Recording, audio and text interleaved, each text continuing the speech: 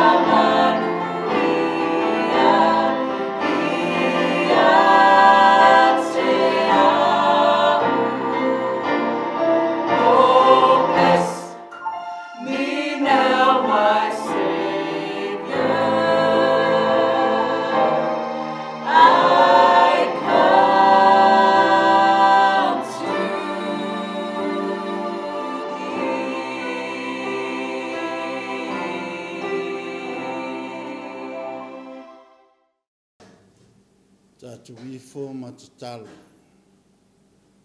Yo vai lo mātou tamai o i le langi. Wa mataina le nei sauninga. Ai mātou wala au i lau fio wha mole mole. Si e whatasi mai e a te mātou. I lona amataina se o lava i lona whaiwina. I ai le whau unga lau fio i a te mātou uma. Whaamanuia le whaafafonga alo nu. Whaamanuia i lau au na wale fola ina o lau upu e nei e fiafi. Ia whaamawalunga alo lava vi inga. Whaamangalo mai le atua ono Yesu ole mbala au atu i nei. Amen.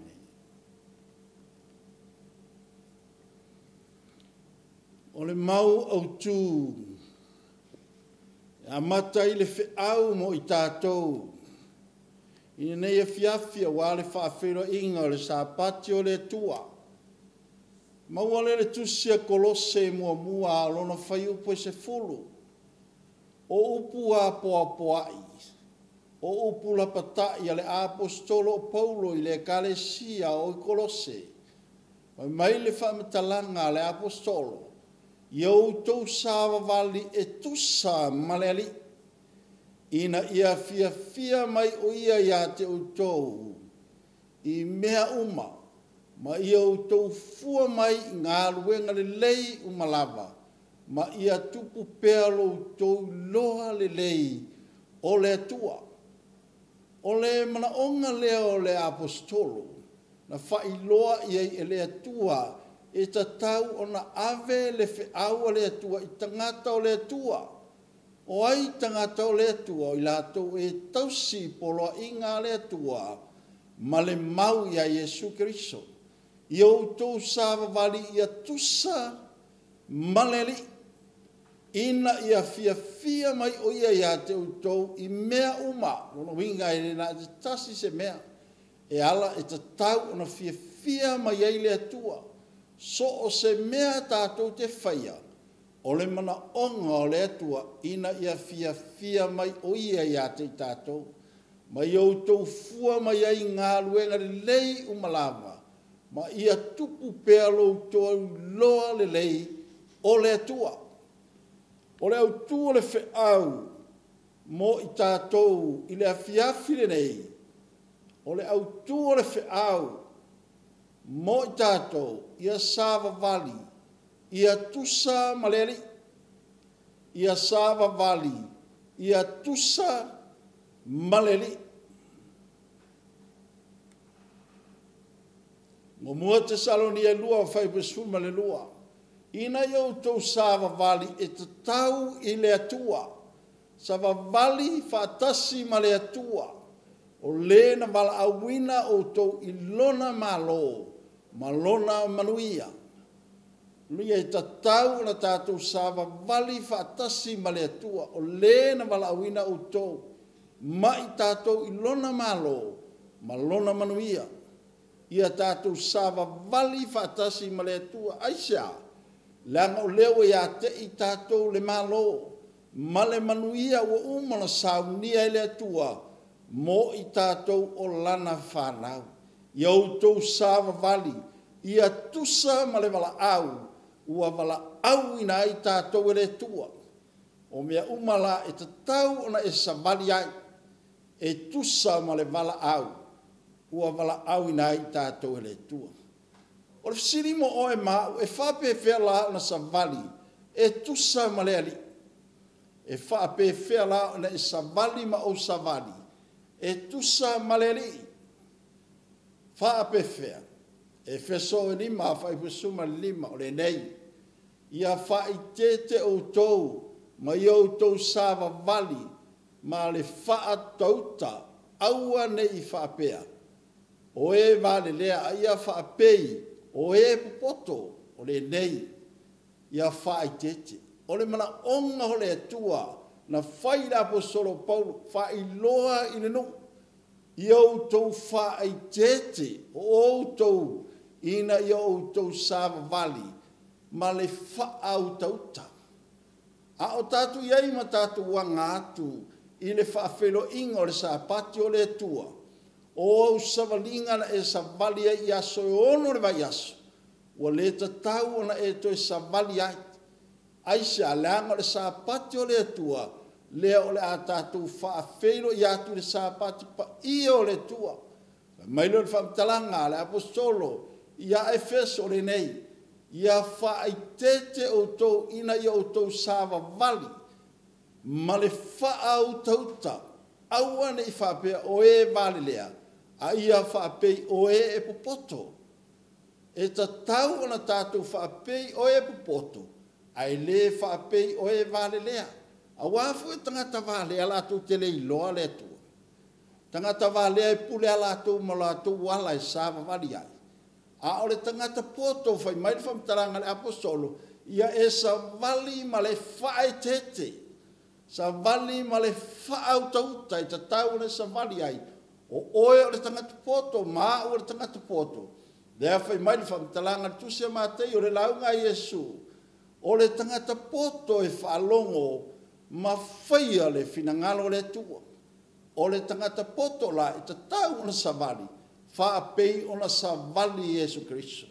Kolo se wha lona whai upe lima. Ia sava vali ma le poto i e o tua. Ua wha nganaina o tou aso le nei o langa. Ua wha ngaina o tou i aso le nei o langa. Ia o tou sava vali ma le poto i e o tua, lona winga i e tangata o lai tua. Lea whai mele whamtalanga le tusia e peru, se fulu ma le lua lona whai upu mua mua. O i tātou o loo vanga vangaia e mata o tangata e whapea ona tō tele. O le mele i a tātou sava vali ai, ma le poto. E ta tauna e sa vali ai, ma o sa vali ai, sa vali ma le poto. Aisa o i tua, ua whaongaina o tōu, o aso o to toyo le nei o langa, whaonga, aso lo soifua ma lo wola, a e soifua ai, ma lowi loa, whai maritu se whai launga e te ola ma lo loa, e iai le aso e te oti ai, o lona minga whaonga ta tau aso lo soifua ma lo wola, o e ola ai ma o wola ai, e tu ina tuai lo wola mo le li, sa vali alo le li, sa vali ma le poto, sa vali ma le whaitete, sa vali ma le whautauta. I ala o le tua. Mo mo te salo ni e whaasu ma lua. Ina ui tau sava vali. Ma le mātango fia i e o i tua. Ma ia le mativa i se mea tasi. O le tangata la e sava vali whaatasi ma le tua. Ma le mātango fia. Le hale me tau le mātango fia. A mi o le leit. Whiaro i mai, e i loa i lau tau tala, ma lau ngangana. E i loa i lau savali, e i loa i au me whai. Savali ma le mātango fie o i e o i tua. Ma ia le mativa i se metasi. So o se tangata e sawa vali ma le mātango fie i lumo le tua e le mativa. Lona o langa i se metasi, e le ola fia ai, e le ola mativa. Tangata e sava vali ma le mata ngofie i lumo le tua. E wheso e whaa. Aronu whai upu e lua. Se i o le tolu. Ma le loto maulalo lava. Ma le anga malu. Ma le ono sai. I o tau wha pare pare le tasi. Ma le alofa. Ma le loto maulalo lava. Le tangata e sava vali whaatasi ma le atua. E loto maulalo. Mai le whamtalanga Iesu, le tusia mātei o lima, alo whai upo e lua, amu ia e loto maulalo, awa e ola tau le malo le langi. So o se tangata e maulalo no na loto, e mauti noa, e iei le langi ma le ola e whaava. Ma le anga malu, o le anga malu, e whai mo ia le tofi le nu, ua fo ina e le tua le tangata i ananga.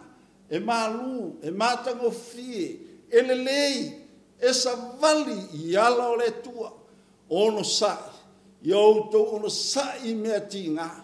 Le whemele apostol, le tusia aluka, o lo outou ono sai, e mawailo outou wola, e ta ua ono sai, e te sa vali whaatasi ma le atua, e te maua le loto maulalo, te maua le anga malu, e te maua le ono sai, te maua le alofa, e te alofa ai. Te alofa i le atua, te alofa i le tangata, o lo alofa i le atua, e te tausia ai le sapati o le atua, ma tausi tu la fono e se fulu le atua, o lo alofa na i le atua, e iai ma le tu la fono e fa le atua, o le sapati. Ma le tu sia e soto, ia e mana tua le sapati, e te whapa iaina, o aso ono i te ngalua i ala sufitu, o le sapati lea ia i ova lo atua. Sa vali i ala o le tua. Aisha le me tau le sa vali i ala o le tua. Aisha, a wa o lana masani, e alu i lea sunako i lea sapati, ma lea sapati. O ala na o le tua e te tau na tātou sava vali ai. I tau mawhai au tau na tā aufi, o le loto nga tasi i le anganga. Roni i a tasi le loto. Tasi le anganga. Usoe le ainga o le tua. A le tasi loto le ainga e malepe. A le tasi loto le nu e malepe. A le tasi le loto se malo e malepe lepe na tau e mawhe vai inga. A le tasi foi le kale si a le tua e tape. Ai fai mele fa mtalanga le fionga le tua ia tasi le loto. Ngā lulue fatasi. Fai mea fatasi. E fai a matia e ngā rue ngā le tua. Ngā lulue fatasi. I le alofa. I le hanga malu. Mai ngā lua le wheau. Ai sea e te tau wai o na savali. E tusa maleli. Ai sea e te tau wai o na savali e tusa maleli. Mai le whamtalanga le whionga le tua. Kolose mo mua whai o sifuru. Ina ia fia mai o ia ia te outou i mea uma. E nena te tasi se mea. Pe a whai tātou te sāwa vali whaatasi ma le ali. Ina ia fia mai o ia ia te outou i mea uma. Mea nai tā wele tātou sāwa vali whaatasi ma le ali. Ona fia mai lo leo le atua ia te oe ma. Mo moi ane lua whai upoe ano. O le whapea o lo tu mau ia i te tonu ia te ia. E ta tau o na savali. O le nā tangata whapei o na savali o ia. Mai whamtalanga. Ale tusia kolose. Tusia ione lua whaipueona. O le whapea o lo tu mau ia i te tonu ia te ia. Le tangata o lai tu mau Iesu i te tonu o loto. E ta tau o na savali o le nā tangata. Whapei o na savali o ia. O ala o le tua tātou te savali ai. Ia tātou muri atu. Ina ia fia mai o ia i ate o tau i mea uma. E mana o le tua. Ia tātou savali i ala o le tua. Ai se ai te tau ai na savali. E tusa maleni. Ina ia fia mai le tua. Ia te oe maa, lo watali i ma lo wafine, lo ta maa ma lo tina. E te tauna tātou savavali. Whaalongo le me whai mai e le atua. Whai mai le atua e te safali. I le sapati o le atua e te tauna e alu. Whai mai le atua e te tauna e alu. Tausi sapati o le atua. O le aso fitu o le sapati le ia iova le atua. E te tauna e alu e whai ma tausi. Ina ia fia mai o ia. Ia te outou i so se mea tātou te manana o ai. E fia mai ei le tua. Tau sia o polo inga le tua. Pai mai le whamtalanga, le fionga le tua. I le tuse Ioane, sulma le wha. A olona whai upes fuluma le lima, a whai e te alofa mai a te. Tau si mai au polo inga. O nā lea, fia mai ei leo le tua i a te i tātou. Sa vali i ala o le atua, e tusa maleri, tonu i ate ia, e ta tau o na savali o le latangata, whapei o na savali o ia. Mai le mumope te rewha whai lua, ia le, toi usi stai o ia e, tuina naunga, o tangata, i ona tau sanga, ua totoe i le tino, ia usi stai, i le finangalo le tua. Inga e le to stai o ia. I tuina naunga o le tangata. Tuina naunga o le tino. A ia o stai o ia le finangalo o le tua. O le ale finangalo o le tua. A e fai tau tu se Iakopo, fa mani fa mtalanga Iakopo. O lona finangalo lea. Na whana wai tātou i le upumoni. O le ale upumoni. O le tūla fono le tua o le upumoni. O le fionga pa ia le tua o le upumoni. O Iesu o le tua o ia o le upumoni. O le mele na whana wai tātou. O lona finangalo. Tau sanga o toe i le tino a e le o sustai. I le finangalo o le tua. E ta tau ana tātou sustai. E whaia le finangalo le tua. O le ase tāua o le savali e tusa maleli. O le aso na tāua i ate oe. O le aso na tāua i ate au. Kola se mua whai vesifulu. Ma iau tau fua mai i ngā luenga le lei umalama. Ma ia tupu pealo o tau loa le lei o le tua. Ia fua mai. O le mana onga na nao le whiau mo oe mahau. I le afiafine nei awale wha awhailo i atu li sa pati o le tua. Ia fua mai ni fua le lei umalama. Ma ia tupu pelo o tau loa le lei o le tua. Ia i loa le lei. O lou i loa le lei lao le tua. E te whai ai le finangalo le tua. Ma e sa vali i ala o le tua. E tusa maleli. Mai lele Ioanes 15. Alona fai upu mua. Sul male ono. Ia o tau wo. Ma ia o tau fua mai. Ni fua. Ma ia tu mau o tau fua. Ina ia. Fo ina atuai ia te o tau ele. Tama. Mea umalama. Tau te ole atuai ia te ia lo ingoa. Fua mai ni fua lele. Mea umalama tau te ole atuai, i le atua lava lo tau tama, e ole atuai i ate ia, i lo ingoa. So se mea e te ole ai, e te ole i le atua. So se mea. Ma ia o tau fua mai, ni fua, ma ia tu mau o tau fua. Lona winga, e ta tau ona tu mau. Fua, o afua, fua le lei. Fua e te tau ana e savali ai no mole tua. Vai atu dato le baptisonga. O le fua lea. Fua mai le au apostolo. O mai o to wo. Ta lai ni finangalo le tua. Ma ia fua mai. Mai o to baptiso atu so aforta ma. Ma le alo. Ma le angaha pa ia. Fua le lei. E per su tolu fai per su malua. Ia. Fa ato toina o to e ia. I ngā luenga lelei umalama, ina i o tau whaia lona finangalo. Ia whaato toina o tau e ia i ngā luenga lelei umalama, ina i o tau whaia lona finangalo. O le finangalo le tua na whana wai tātou i le upumoni. O le ale upumoni, o le afionga le tua, o le upumoni lea, leo e sapi ai ma o sapi ai, o ai fariseu mai sao i maumarie, i le alofa ma le anga le leo le tua, i le nuu po le malo o ma saunia e le tua, ma le manuia, o lo fatari tali ma ilo tatua li, o Iesu Keriso, i le nā malo o iai le manuia, wa uma o na fola ina e le tua mo i tātou. Ia sava vali, ia tusa maleli.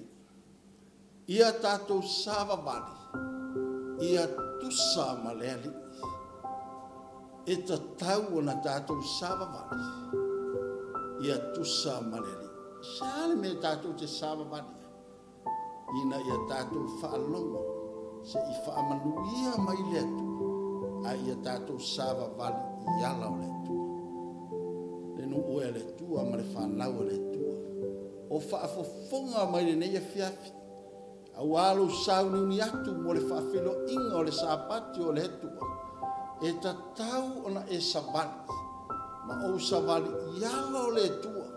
o le masani e Yesu e alu le sunako i lea sapati ma lea sapati o lona fina ngalo lea o ala i o lea tua e ta tau ona i savali ai e sala me tau ena usta i lea tua ia Yesu a wafo o le alo lea tua na whaatau tau ina i lunga o le la au i kale vario whaasa tauro ina ai tu ia i ona lima i whao o ona a ao i whao o ona ao ona pale le pale tui tui o ona tu ona tu ia le tau ona o le alofa ia te oe ma ua na o Yesu le tali o mea umalawa tātou te mana na oai mai li whamtalanga ale ngā ruenga i whāwhai upo si fuma le lua wā o le lava se tasi ngoe la le lai whai ni whalai nei tātou o nao Yesu e whaola i nei tātou sāwa vali i ala o le tua i le suafa manu malo Yesu Kristo o te whafta iai i le tua i lo nā lofa ma lo nā ngarere ona o le wheau oe maa ia whaamanu ia le tua i le whaafelo ingo le sāpatu le tua. Io au e lo mātou tamai o le langi, ka talo whaaftai i lau fio. Ela nenei whi au e au maia ia te i mātou, ina ia mawhai o na mātou sawa vali i o wala. O e whaasino mai i ala le lei e te tau, o na mātou sawa vali ai ina i o mātou mauai. Le malo o umana e tā pena ina ma saunia. Le malo o lo iai le manuia o lo whaatari tali atu iai. I le aso e te fio mai ai. Le li ie whamangalo i lo vai vai ma le whatau wa. Se mea o whale tonu ai le whamatalaina o la ua fio ma pa ia. Whamangalo mai. Whamanuia le whafonga alo nu. Whamanuia le li ie whamole mole. Nei sapati o mātou mō sapati ma le manuia, a mata le manuia, whaiu le manuia. O Yesu Kristo lo mātou li whaola uole ma la awa tui nei. Amen.